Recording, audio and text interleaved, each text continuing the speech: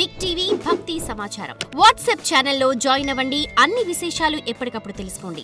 అసలు ముందు మనం పూజలకి, పారాయణలకి, వాయనాలకి వితంతువులను దూరం చేయడం అనే మహాపాపం తగ్గించుకుంటే తప్ప మన వ్యవస్థ బాగుపడదమ్మా.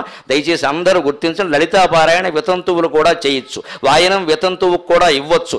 ఏమీ అనుమానం లేదు. స్కాంద పురాణం శాసనం చేసింది అలాగా. ఎవరైనా కాదంటే బహిరంగ చర్చకి సిద్ధం. భర్త ఉండడానికి, లేకపోవడానికి, విడిపోవడానికి లలితా పారాయణకి సంబంధం లేదండి. అందరూ చేయొచ్చు. దయచేసి ఎవరిని దూరం చేయకండి. ఈ అవమానం ఇప్పటికీ జరుగుతోంది మన సమాజంలో. ఇది కాదు కావలసింది. ఇక్కడ భర్త బతుకుండడం ఒక్కటే ప్రధానమైన విషయం కాదమ్మా. కాపురం బాగుండాలి కదా.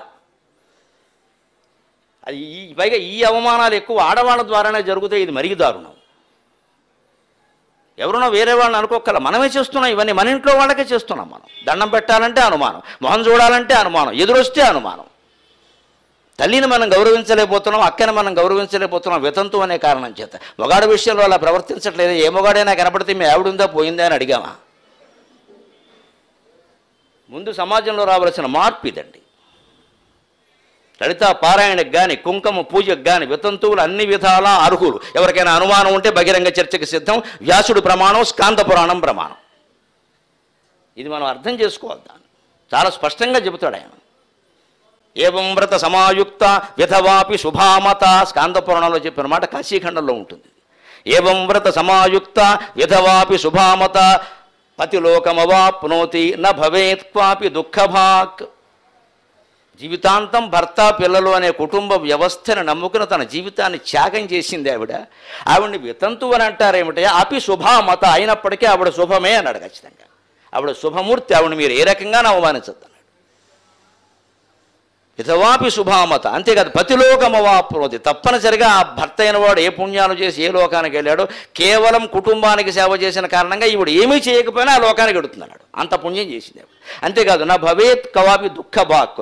ఇంట్లో ఉన్న కొడుకులకి, కోడళ్ళకి, కూతుళ్ళకి, అల్లుళ్ళకి, బంధుమిత్రులకి చెబుతున్నాడు వ్యాసుడు. ఆవిడ కన్నీళ్లు పెట్టిందంటే ఇల్లు మొత్తం గొడ్డుపోతుందని చెప్పాడు. నా భవేత్ కవాపి దుఃఖభాక్. ఎట్టి పరిస్థితుల్లో ఆవిడ కన్నీళ్లు పెట్టకుండా చూడమన్నాడు. మనం శకునాల పేరు మీద, రకరకాల విషయాల పేరు మీద వితంతువుల్ని పైకి అవమానించకపోయినా లోపల భావంతో ఉంటున్నామంటే మన లలితా సహస్ర పారాయణలు పనిచేస్తాయి. అసలు అమ్మవారు మొత్తైదువు కాబట్టి ఆవిడ మొత్తైదు అవ్వాలి. అయితే అమ్మవారి స్త్రీ అమ్మ, మగాళ్ళు ఎవరో గుళ్ళోకి వెళ్ళకండమ్మా, మేమందరం అనర్హులం అయిపోతాం. అదేమిటిది? అదేం మాట? అమ్మవారి స్థితి మనకు ఉంటుందా? మన సంస్కృతిలో ఎప్పుడు వీరు బతుకుండడం, వారు పోవడం, వీరు ఎలా ఉండడం ఇవేవి ముఖ్యం కాదండి. మనస్సు, సంస్కారం అది ముఖ్యం. అది ఒక్కడే మనం పక్కన పెట్టి ఈ సాంకేతిక విషయాలు పట్టించుకుంటాం మనం.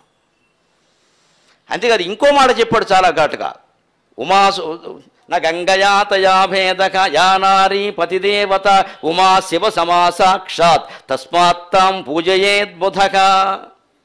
నా గంగయాతయా భేదక. గంగానదికి ఆవిడికి తేడా లేదన్నాడు. అందుకే పూర్వకాలపు పద్ధతుల్లో ఉన్నవాళ్ళందరూ ఇప్పటికీ వితంతువులైన పెద్దవాళ్ళని గౌరవించాలని గంగా భాగీరథి సమానురాలైన అక్కగారికి నమస్కారములు అందించవలను రాస్తారు. ఉత్తరంలో గంభాస అని రాస్తారు. అంత గౌరవించారు. గంగానదితో ఎందుకు పోల్చాను? గంగానదికి భర్త లేడు. వ్యాఖ్యానాలు చేయకండి. గంగానది నది అయితే భర్త సముద్రుడు. లేకపోవడం ఏంటి? అది నది అని మీరు అనుకుంటే భర్త సముద్రుడు. గంగానది స్త్రీ అని, స్త్రీ రూపంతో ఉందని చెప్పాలి. గంగ అంటే నది. నదులన్నిటికీ భర్త సముద్రుడే మన పద్ధతి ప్రకారం. భర్త లేకపోవడం పైగా మామూలు వాళ్ళ భర్తలు ఉంటారు, పోతారు. గంగానది భర్త సముద్రుడు. భూమి పోయినా ఆయన పోడు. భూమి కూడా ఆయనలోకే పోతుంది. గంగానది నిత్య మొత్తైదు. ఆవిడంత సతంతువు మొత్తైదు ఎవరు లేనేలేరు అసలు. నా గంగయాతయా భేదక. ఎందుకు గంగతో సమానం అన్నారు అంటే మన మనోభావాల్లో ఒక ఆధ్యాత్మిక చైతన్యం, అభ్యుదయ భావం రావడం కోసం చెబుతున్నానమ్మా ఒక సోదరుడుగా. ఎందుకు గంగతో సమానం అన్నారు? గంగానదిని దేవలోకంలో ఉన్నప్పుడు మందాకిని అంటారు. మందాకిని విజద్గంగా. భూలోకంలోకి వచ్చాక భాగీరథి అంటారు. భగీరథుడు తీసుకొచ్చాడు కాబట్టి. తీసుకొచ్చిన వాడి పేరుతో తన పేరు మార్చుకుందండి ఆ తల్లి. ఆ బిడ్డ మీద ఇంత కష్టపడి నన్ను తీసుకొచ్చాడు, ఆయన పేరే నా పేరు ఏంటండి. ఇంత తీసుకొచ్చి వచ్చావు కదమ్మా భూలోకానికి, నీ పేరేం పెట్టమంటావని భగీరథుడు అడిగట. వేరే పేరు పెట్టడం ఏమిటయ్యా, నీ పేరే నా పేరు. ఎక్కడైనా తల్లి పేరో, తండ్రి పేరో, తాత పేరో కొడుకు పెడతారు. ఇక్కడ కొడుకు పేరే తల్లికి పెట్టారు. అందుకే వేరే పేరేమిటయ్యా, నాకు నువ్వు తీసుకొచ్చినట్టుగా ఉండాలి కదా, నీ పేరే నా పేరు. నీ పేరు భగీరథుడు కదా, నా పేరు భాగీరథి అంది. ఎంత గొప్పదండి గంగాదేవి. అంచేత స్వర్గంలో ఉన్నప్పుడు ఆవిడ మందాకిని, భూలోకంలోకి వచ్చాక భాగీరథి. ఆవిడే పాతాళంలో ప్రవహించింది కదా, మరి సకల పుత్రులకి స్వర్గాన్ని అందించడం కోసం, ఉత్తమ గతుల కోసం 60,000 మందికి సద్గతులు కలిగే. అప్పుడు ఆవిడ్ని భోగవతి అన్నారు. పాతాళంలో ఆవిడ పేరు భోగవతి. అంటే ఇక్కడ ఎందుకు చెబుతున్నాడు వ్యాసుడు, గంగయాతయా భేదకి, గంగకి గంగానదికి వితంతువుకి భేదం లేదయా, మీరు ఆవిడ్ని గౌరవించడం ఎందుకంటున్నారా? గంగానది ఆకాశంలో ఉన్నప్పుడు మందాకిని అయినా, భూలోకంలో ఉన్నప్పుడు భాగీరథి అయినా, పాతాళంలోకి వచ్చాక భోగవతి అయినా ఆవిడ పవిత్రతకి ఏమీ ఆటంకం రాలేదు కదా. అలాగే ఈవిడికి భర్త ఉన్నా లేకపోయినా ఈవిడికి ఏమీ గౌరవం తగ్గవలసిన అవసరం లేదు. అందుకని గంగా భాగీరథి సమానులు. గంగ భాగీరథి అయినప్పటికీ తన గౌరవాన్ని కోల్పోనట్టే సతంతువైనా వితంతువైనా స్త్రీ గౌరవాన్ని తగ్గించాల్సిన అవసరం లేదండి. అందుకు మన శాస్త్రమే అంగీకరించదు. మనం కావాలని అహంకారంతో చేసే పనులు ఇది పురుషాహంకారం కూడా కాదు. విచిత్రం, స్త్రీలే ప్రవర్తిస్తారు ఇలా.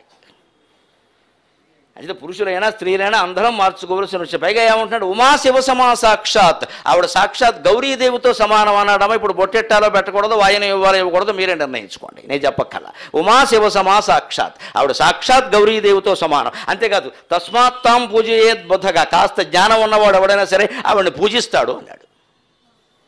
పూజించవలసిన వాళ్ళని అగౌరవిస్తుంటే మన ఇంట్లో శుభాలు ఎలా జరుగుతాయండి? స్త్రీలను గౌరవించడం అంటే ముత్తైదువులను గౌరవించడం కాదమ్మా. స్త్రీ ఏ స్థితిలో ఉన్నా గౌరవించడం. పెళ్ళవని, కాకపోని, విడిపోని, వితంతువని మనకు అనవసరమైన విషయాలు అవి. ఆవిడ వ్యక్తిత్వం, ఆవిడ సంస్కారం, ఆవిడ విద్య, అది ఏదో మనకు అవసరం అండి.